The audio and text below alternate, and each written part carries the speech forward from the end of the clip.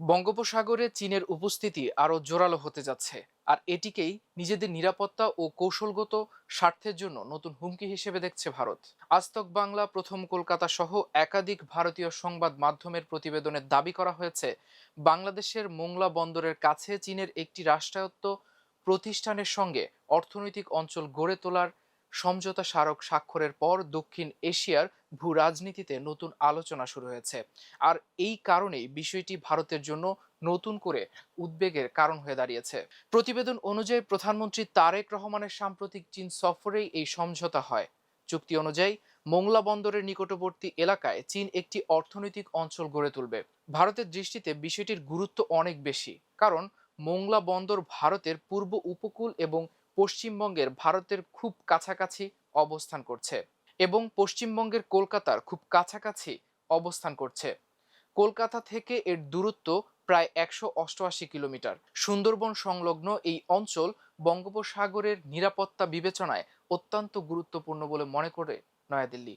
ভারতের উদ্বেগের আরেকটি কারণ হলো যে জমিতে এখন চীনের অর্থনৈতিক অঞ্চল গড়ে উঠবে, সেই জমি আগে ভারতের জন্য নির্ধারিত অর্থনৈতিক অঞ্চলের অংশ ছিল।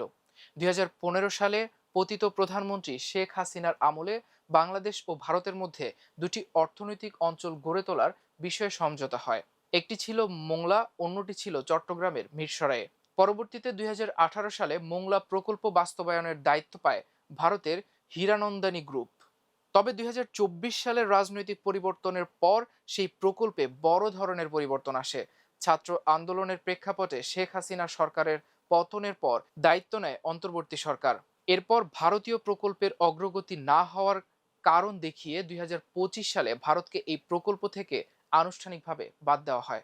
সরকারের ব্যাখ্যা ছিল, চুক্তি অনুযায়ী নির্ধারিত সময়ের মধ্যে ভারতীয় প্রতিষ্ঠান কাজ শুরু করতে পারেনি।